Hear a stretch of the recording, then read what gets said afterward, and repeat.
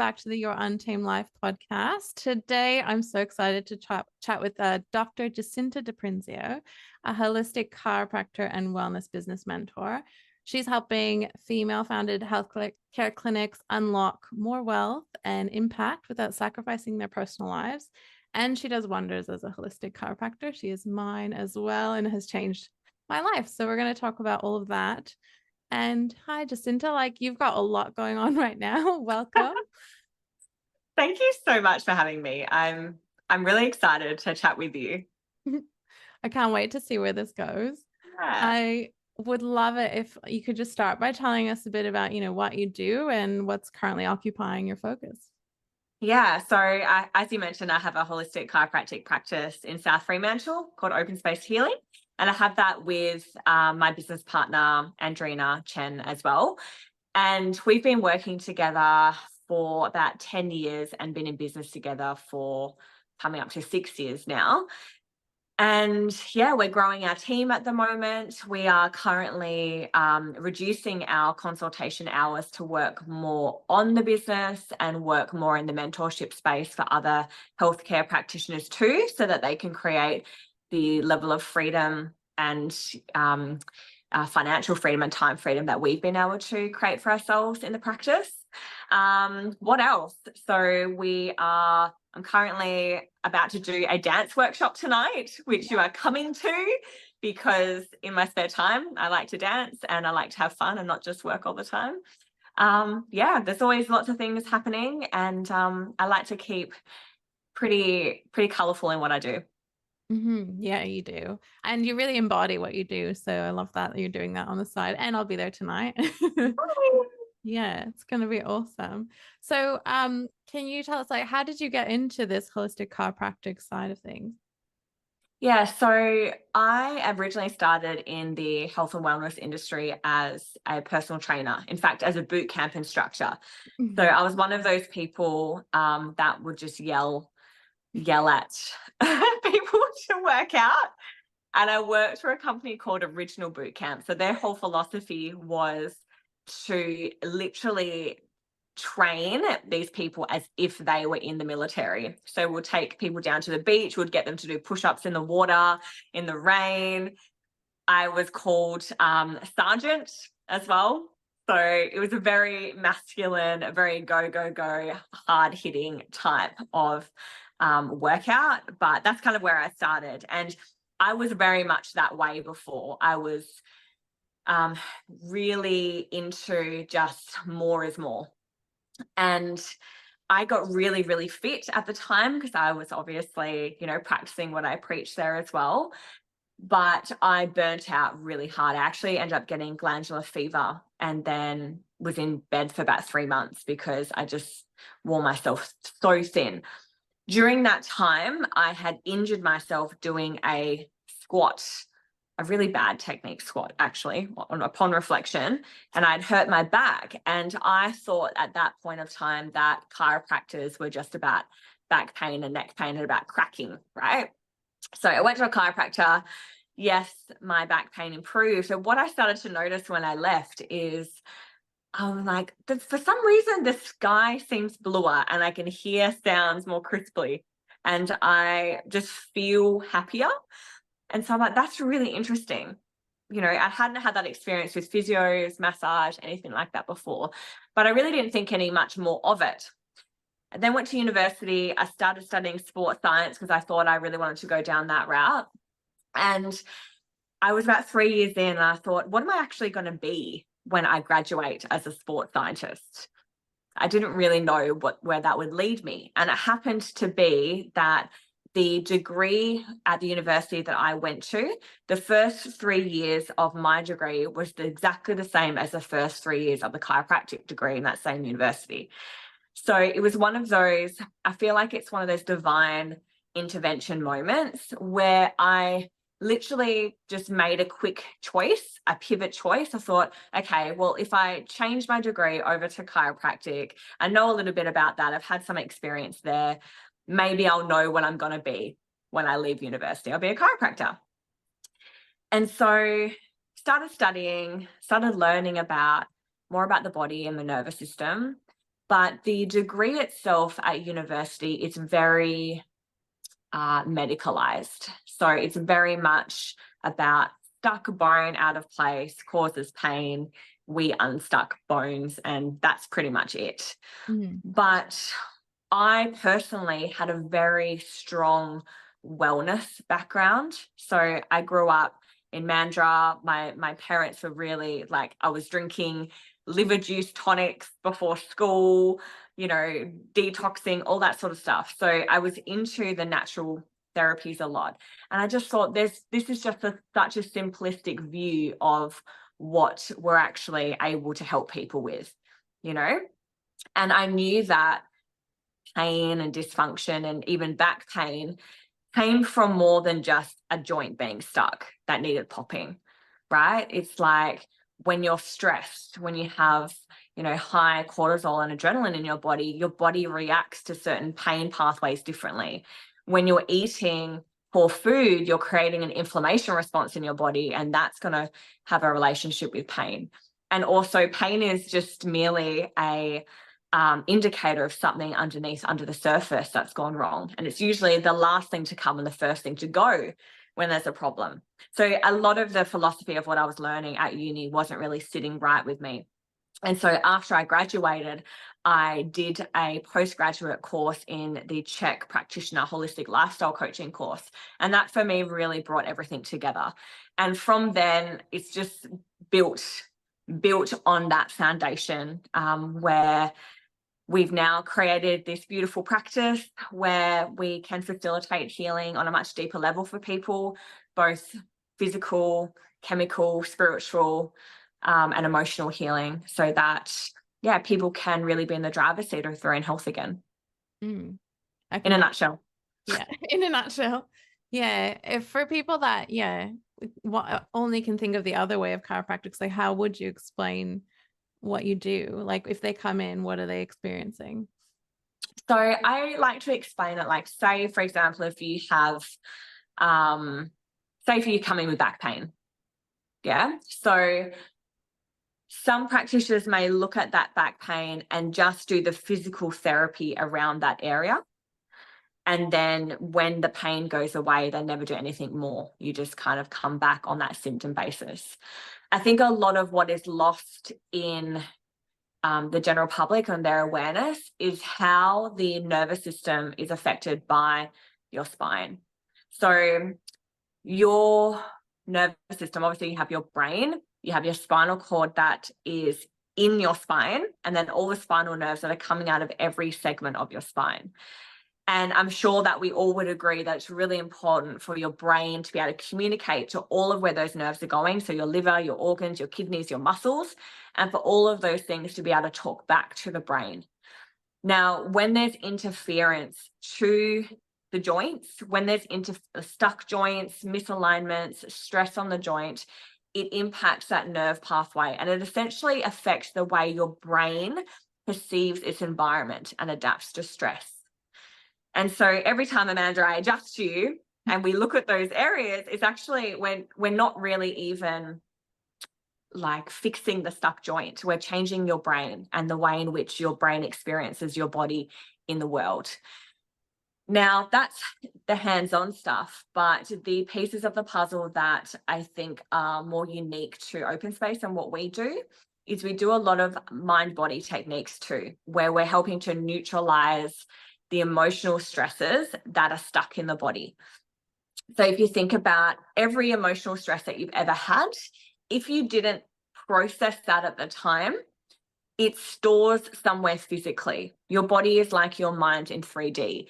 And if you don't neutralize some of that stress that happens in your body, then you literally get issues in your tissues. Like your organs hold that stress and your muscles hold that stress. And by doing some different techniques, we can help to neutralize some of that as well. Plus, we obviously talk a lot about nutrition, lifestyle, all the principles of what it means to be a healthy, holistic, well-functioning person. Yeah, you definitely have. Yeah, that's a holistic approach. That's all you can say about it. With me, like my journey was so intricate and it's so hard to explain to people. I'm like, I went in there and we did like emotional release. I did NET, which showed me that I had generational feelings of being alone because my family left their country and I left my country. And like, that's an interesting thing to uncover at your chiropractor. And, what else have we done? I went through to a shaman, had that experience for my grief Yeah. and feminine embodiment. And like, we added that in. And, what was the last one? Oh, I can be wild and free and safe and secure, or stable and secure. And Right. I So went we to go to gave you a Bali. mantra. We gave you a Yeah, mantra. Yeah. yeah. And I went to Bali for that. And like it's just interesting for me to look at. Like, I went to the chiropractor, and this is like the things that I've Because come away with. initially you came in because you couldn't really sit down while traveling, Turn my right? Yeah, and I couldn't turn my head to the left. Yeah. Yeah. And And that's where then we it's ended up. like that was just that tiny piece of the puzzle that we've obviously built on from Yeah. there. But I always find it is a little bit hard to explain unless you fully experience it, because there's a lot of what we do which isn't actually tangible. It comes down to reading the person that's in front of you and having those years of experience where you can tell when things are off and what people need. So yeah, obviously that's why I recommended that you see the shaman, because I'm like, this is not naturally how a body would normally react to what we're doing.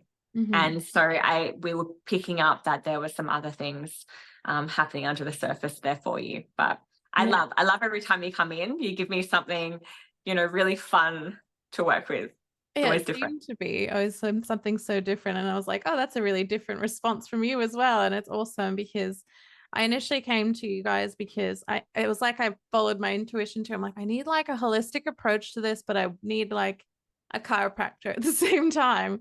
And it just unfolded exactly as, or actually like 100 times better than I thought it would.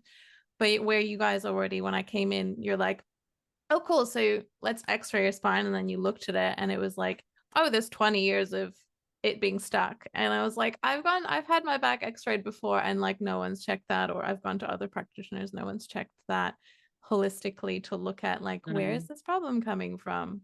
And it was so massive. I was just like, oh my God, I finally found it. Yeah, and I didn't know it would end up where we are. But yeah, we've solved some interesting problems with some interesting solutions. Yeah, for sure. It's been great. Yeah, it was really awesome. So I can't recommend it to anyone else to like more to just follow your intuition and go see someone that will like actually be there for you for everything. And thank you. Amazing. I would actually love to know, like, how did you and Andy come together and do this whole holistic chiropractic together? Yeah, so this is a fun story actually. So when I graduated in Melbourne. I moved back over to Perth to find a position here, and I was observing lots and lots of different chiropractic practices, seeing what I liked, seeing what I didn't like. And again, it was that piece that was missing of like, why is no one talking about the real holistic nature of people's problems? And I just wasn't seeing that anywhere. I went and observed Andy, who's now my business partner, and she was the first person who, when I was observing her, was speaking the same language that I spoke. Mm-hmm. And, she had crystals in the room, she had the incense going, and I thought, okay, this is a really cool place. And so in her words, because she said this, I knocked down the door and pestered her for a job, in which I forced her to give me, which is not untrue. And we worked together for about 5 years before we then moved into our new location where we are now and became business partners. I love that. Yeah. And then it's just evolved from there. So we've had a lot of our own mentors, coaches that have helped us create all of the systems at the back here that allow things to run and allow us to give that really beautiful service like what we just explained without us physically being the ones doing it. So we have a really incredible team where everyone's fully aligned, culturally on board, really talented, and has the same philosophy where they're able to, do that work when we can't. Hey, Jenny. I'm so sorry. I'm one of those beautiful staff members. It's so good. Hi. I love that. Yeah. And it's really true. And they hold the space for you so you can hold the space for us. And it just doesn't feel like, yeah, anything's rushed or anything's like overwhelming you guys. Hi, Jenny. Hi. Well, that's exactly right. So we have a really big mission on our heart, and you would know because you actually the one who put up our mission statement on the wall. So you know what our mission is intimately. Yeah. We as two people can't execute our mission alone. Mm-hmm. Like we're just two people. We have a finite amount of hours in the day. Plus, we're not about to sacrifice our own well-being and family in order to do that. Mm-hmm. Like, because that would be really incongruent to help, help people heal, but then be in tatters ourselves. So that is, why we're so passionate about also like mentoring other clinic owners that are more holistic and wellness based, so that they can have that bigger impact and have that ripple effect in their community without just adding more onto their plate, because that really doesn't serve anybody. Yeah, exactly. And yeah, then they don't get a chance to embody what they're preaching. And like very much like the medical system, I feel like, when you're a nurse and you're like, here, be healthy. And they're like so burnt out. I know it's Yeah. it's a huge epidemic. And the thing is that this is what is the scary part, is our healthcare system it's failing. Like there's so much sickness. Our hospitals are completely overrun, wait lists for surgeries, drugs, medication. There's all this breakthrough stuff that people have never been sicker, right? And it really, that whole model needs to shift more towards prevention wellness care, in my opinion, if we're going to have any hope of actually having a well-functioning society. Now, in order for that shift to happen, we need to have the people in the practices that are like-minded, that are wellness-based, that are feeling good in themselves, healthy in themselves, lit up in themselves, so they can stay the course and service the public and get this information out there. Because it's that education that we are having in private practices that are what spread that message. Like I know for you, Amanda, I'm sure that you've spoken about a lot of your experiences by coming here, but you needed to have that contact with someone in order to then have those experiences and then speak to others about it. And now there's that huge ripple effect. Like you've referred so many people to us, and now they've been able to change their health and well-being, and now they're changing their family's health and well-being. It's like a tree, right? Yeah. But the practitioners are getting so burnt out because they're not looking after themselves, and they don't have like the business model mindset as well as the like servicing the client, that they're just giving up, closing their doors. There's a Facebook page, like a chiropractic Facebook page, and every second post in there is just like, I'm no longer like going to be practicing anymore, I'm so burnt out. No. It's like, that's a huge problem. It's a massive problem, especially if we can, like the medical system is failing, we need the people outside to be able to help like support the rest of the people that are like lost and where to go. I know. Yeah, it's Exactly. really important what you're doing. It's so great. So so how are you doing that? Like how are you bringing that to other practitioners? Yeah, so Andy and I, we have a signature program called the Freedom Academy for Wellness Businesses.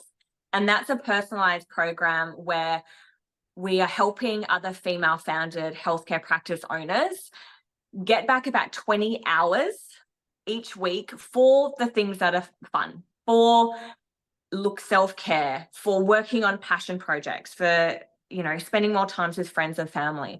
However, also ensuring that their practices are really profitable, because you have to maintain and sustain your lifestyle, right? And that's that hard part about it, is that when you do as a practitioner free up more of your time, how do you actually do that and still have the business side of things running? So that's a 6-month program where we have an online portal academy. There's one-to-one coaching that's involved. We do live events and also live intensives. So this year, in November, we are going to Yelling Up.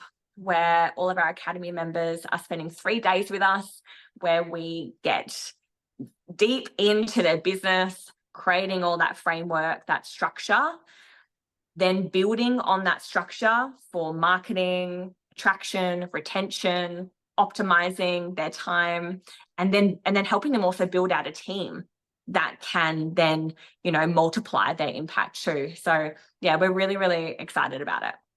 So beautiful. And like, how do you do that in such a like soft manner? Because it feels like you're giving them some like really masculine tools, but like you guys balance it in such a feminine way. Well, I think this is where we're a little bit different, because I feel as though in the like more spiritual communities or people that are more wellness based, there's a real aversion to any like masculine structure, right? Like that hustle culture, it's definitely dead. People are over it. Women in particular, how do we be feminine and do that? I view our business and the structure like the man, like the masculine energy that can then hold my feminine. Mm-hmm. If you don't have that structure in place, then you are not able to embody that full femininity. Yeah. And so we help people create that structure in a way that is aligned to their highest purpose and highest desire. I think a problem why people get so burnt out is that they are chasing something that's not for them. They're chasing an outcome that looks shiny and interesting and like that's going to give them success or make them feel important or like they're doing enough, but it's not actually their vision. Mm-hmm. So the very first thing that we always do is like, are we moving you?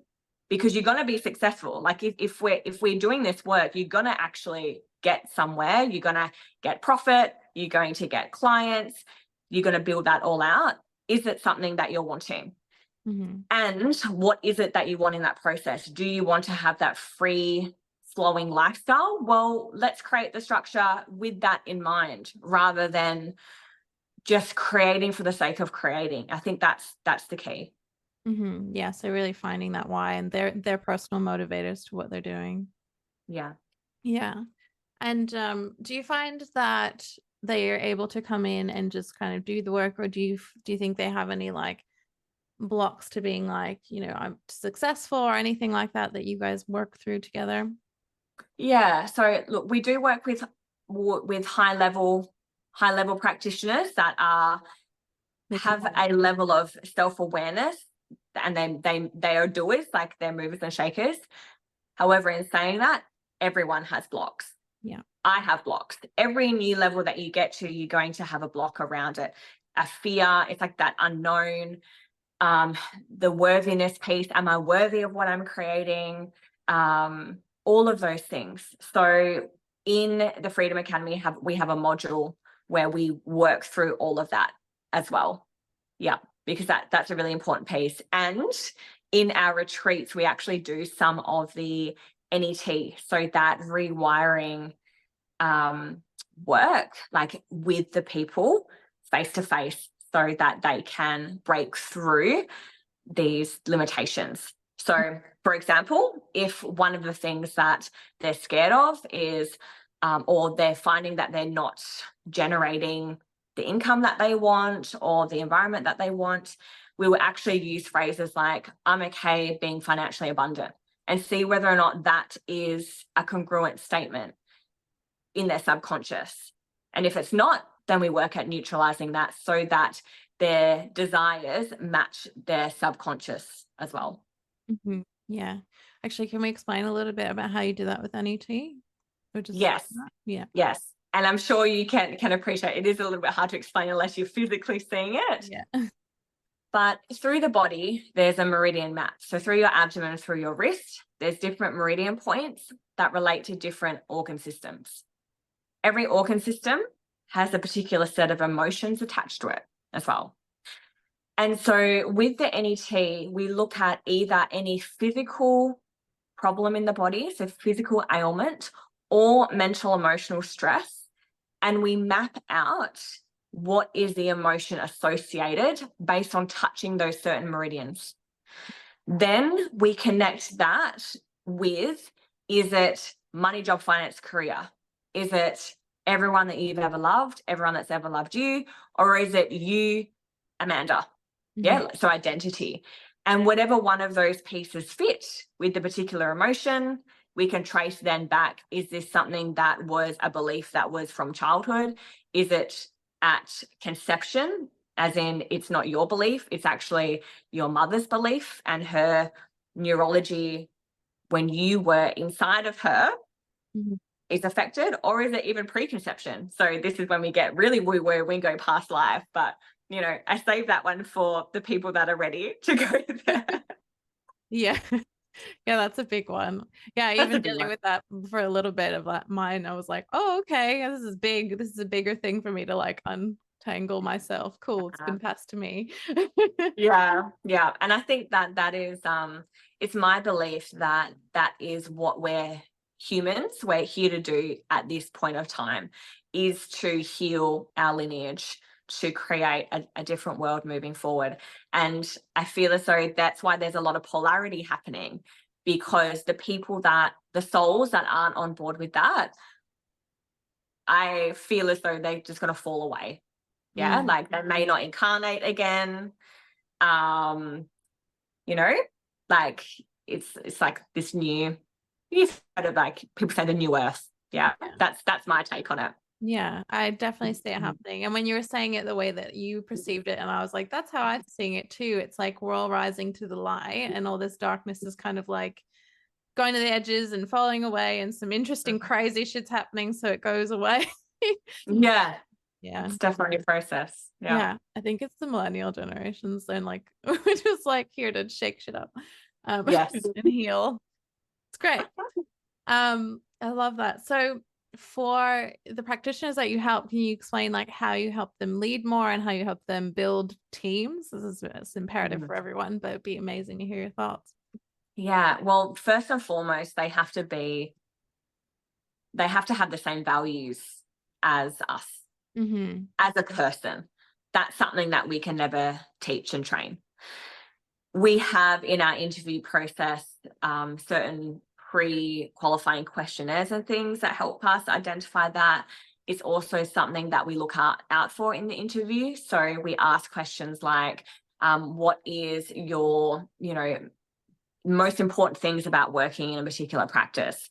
And if they're saying things like, I value connection, I value clients getting the best results possible, I value holistic healing. Yeah, it's like, okay, yeah, they're on the same wavelengths, but it's really important to, I guess, craft that ideal person before you actually going into that interview, because people can look shiny, right? Yeah. And if you're not really clear about exactly what you're needing in your business, then the shiny object can look so shiny that you end up hiring a great person, but they may not be the right fit for your team.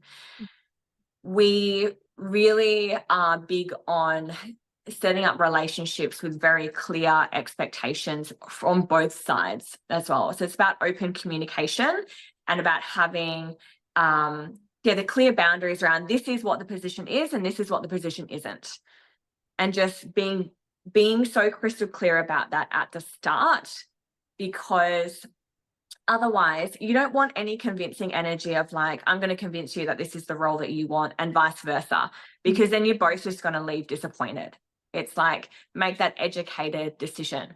And then once that team member is onboarded, then we have lots and lots of different processes that we have here, which help the practitioner service our clients. So we have a specific open space healing flow.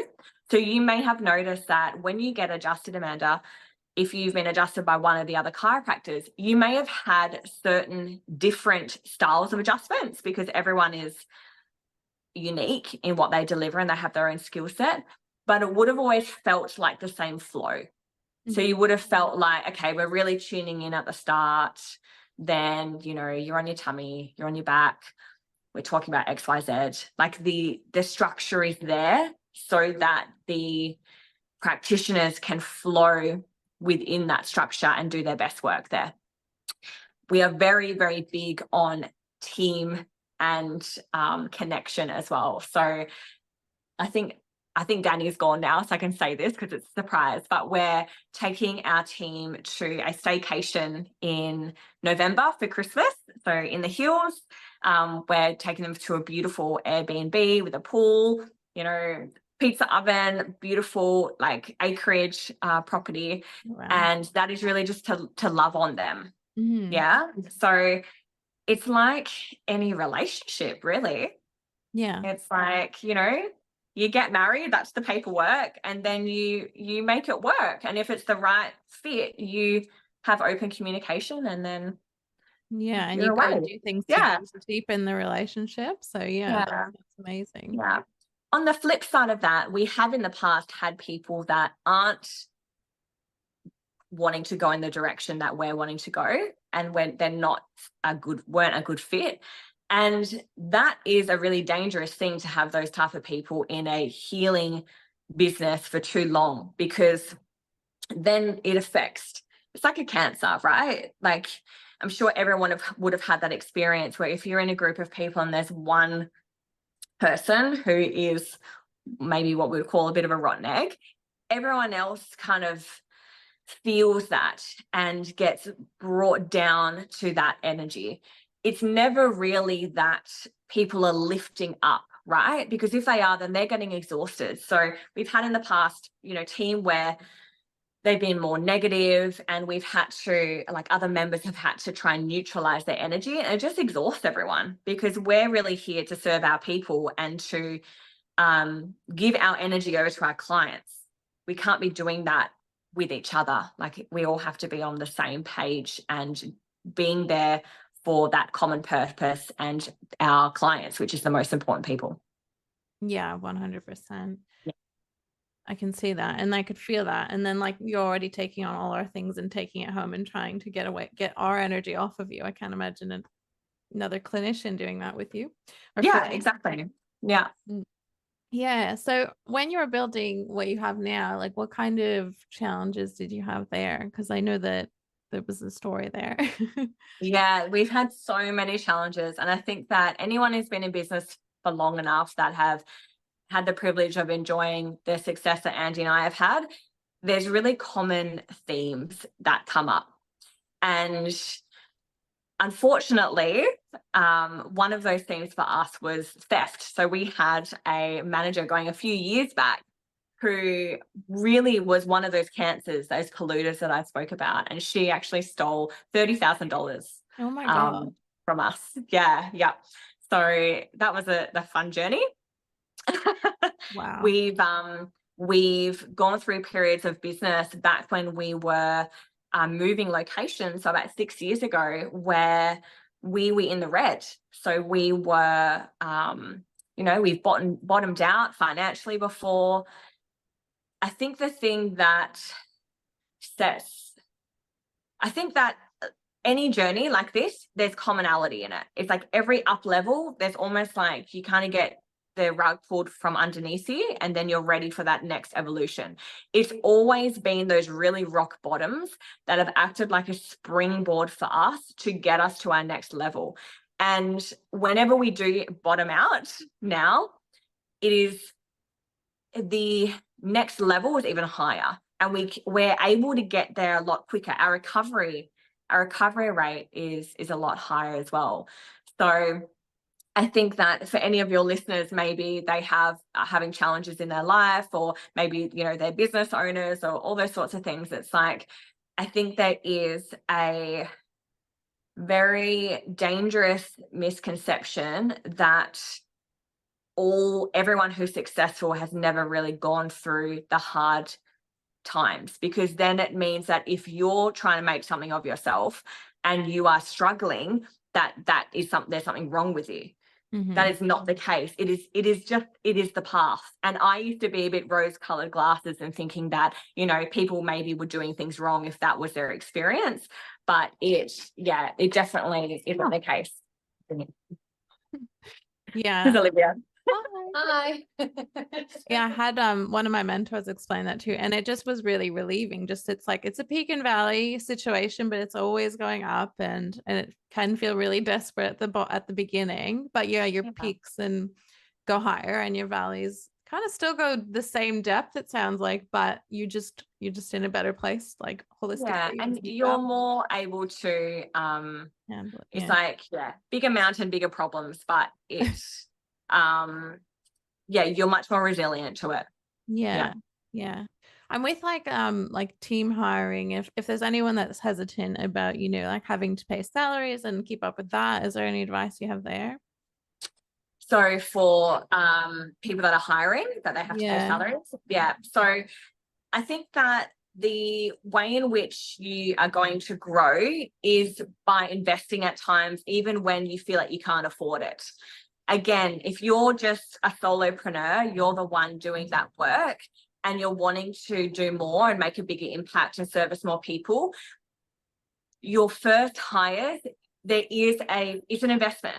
There's a period of, I guess, a bit of a blind leap of faith to get you there and then to cover those extra expenses. But once that's covered and you're good to go, then you're reaching again that next level. So it absolutely takes courage in order to invest in staff and build out your team. If it was me giving that advice, I would say start small. So maybe start with a virtual assistant or someone who's more casual, and then offload the shit that you hate. Like number one, the tasks that you hate, offload those things so that you have more of that capacity to work on the structure and implementation and growth of the business. Mm-hmm. Yeah, Yeah. that's great advice. Love that. And for you, you've already been taking big leaps. You guys have been stepping onto big stages and leading in that sense. Like, has that been like what you've been pushing the edge of your comfort zone with? Well, that has been something that has a little bit fallen in our lap, to be honest. We like to work in what we call zones of genius, which is the things that we love to do that we're good at and that move the needle forward. And for me personally, public speaking is something that I've always loved to do. When I was initially starting out, it was really scary, absolutely. But now it's something that comes quite naturally. So definitely bigger stages that we are working with at the moment, like they're feeling like a push.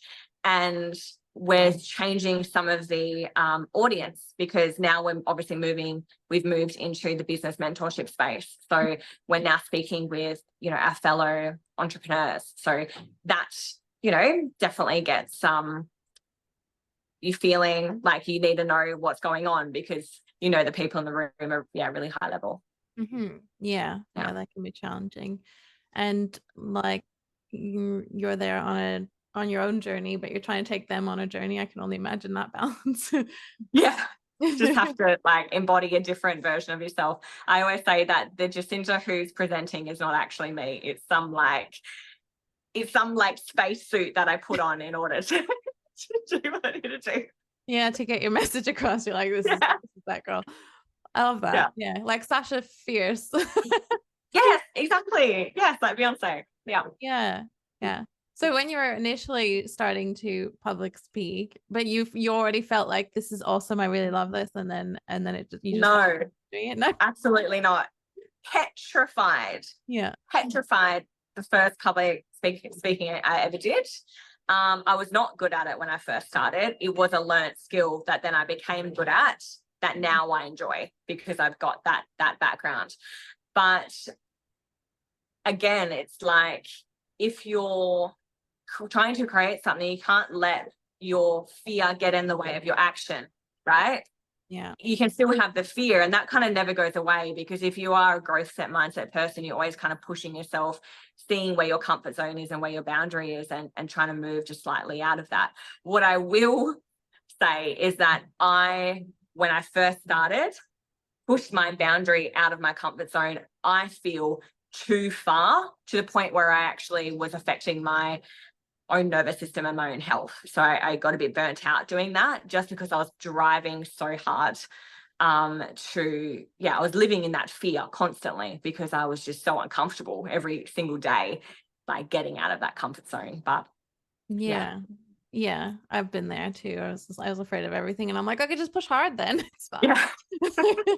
And then you become familiar with that feeling, and you're just like, oh, there's, that old friend, like how do I make this work for me? Yeah, for sure.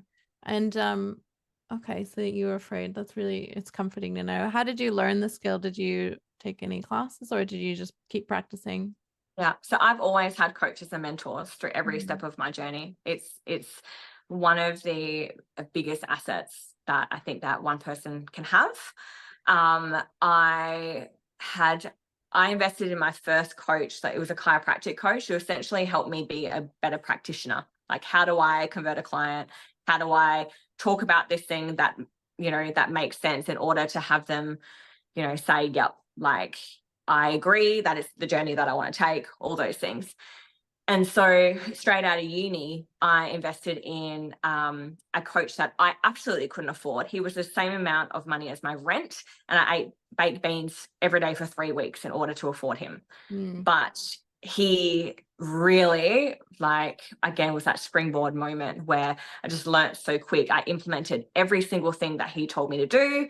I even flew over to like all the different parts of the country that he was having his retreats and things at, straight as a new grad with like $120,000 of debt. Absolutely couldn't afford it. Got a massive tax bill that I couldn't pay off for like 3 years afterwards. All with this intention of like, I know eventually I'm gonna be able to, make something of myself. And it was him that actually taught me a framework of how to construct some sort of talk. Yeah. Yeah, amazing. Okay. So that's a familiar story, but that's amazing. Love Yeah. that. So you knew what your vision was and what your why was. Is that right? I didn't really know what my why was, or my vision actually at that time, Mm-hmm. but I knew the type of person that I wanted to be. Mm-hmm. And I had a lot of passion for growth.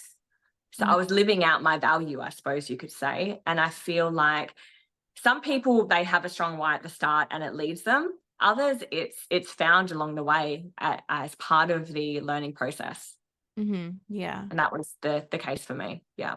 Yeah, I'm the second one as well. And you just Yeah. you become the next version of you and then the next one. And yeah. Yeah. Yeah. And, I think that like it changes too, your vision and what you're wanting to build, because we change as people. Mm-hmm. And we need to be flexible with that and not be so like hard and fast with, well, I've worked on this particular thing. It's like, well, yep, that's gotten you to that level, and what's next? Like, what's on the periphery of that? Yeah. So how did you and Andy come to this point of like, I want to help other practitioners? Like, when did that feel right? Yeah, so it's been something that's been on our hearts for a few years, but it really was because we were getting a lot of people contacting us. Mm-hmm. We were having lots of conversations with other practitioners, other business owners, and it just felt like the next natural progression. Because again, it's like, how do we make the biggest impact of our mission? Well, we can have our space, but how about we help people create their spaces too? Yeah, amazing. Does that feel like a big leap and a big like step out of your comfort zone for a bit? Yes and no. It felt pretty familiar to what we've done in the past. So yeah. I love that. Amazing. All right, I see everyone's showing up there. Yeah, everyone's coming in for staff meeting. Hold on, guys.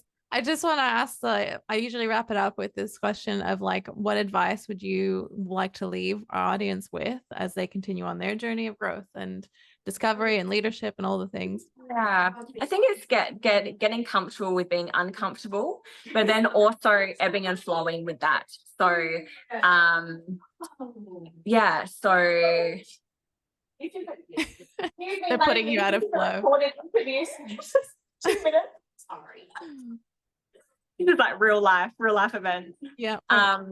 Yeah. So So yeah, getting comfortable with being uncomfortable, but then also knowing when to put on the brakes, because I think that it's easy to be one or the other, where you either don't do anything because you're so invested in your self-care, or you do everything and you forget that piece.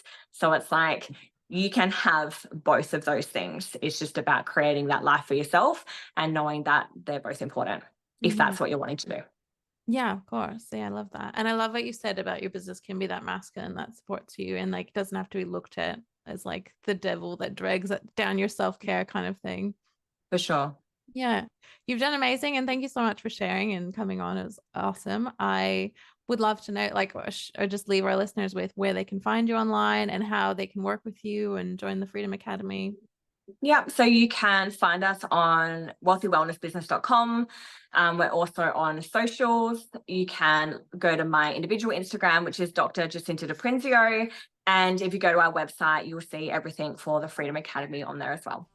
Yeah, amazing. Awesome. Thank you for being here. And so nice to see everyone just kicking the back. And thanks for sharing your passion. That was awesome. Thanks, Amanda. I'll see you tonight. Yeah, see you tonight. Yeah, we're going to embodiment class. Bye. Bye. Thank you so much for listening. I do hope you enjoyed that. We are exploring our comfort zones and our edges with every episode, every guest, and every episode I do by myself. If you have enjoyed this, please follow us on Spotify, leave a 5-star review or a review on Apple Podcasts. It would mean the world to us. We get to grow and have more informative guests on, more provocative guests, if that's what you want. I am so down to see where this grows.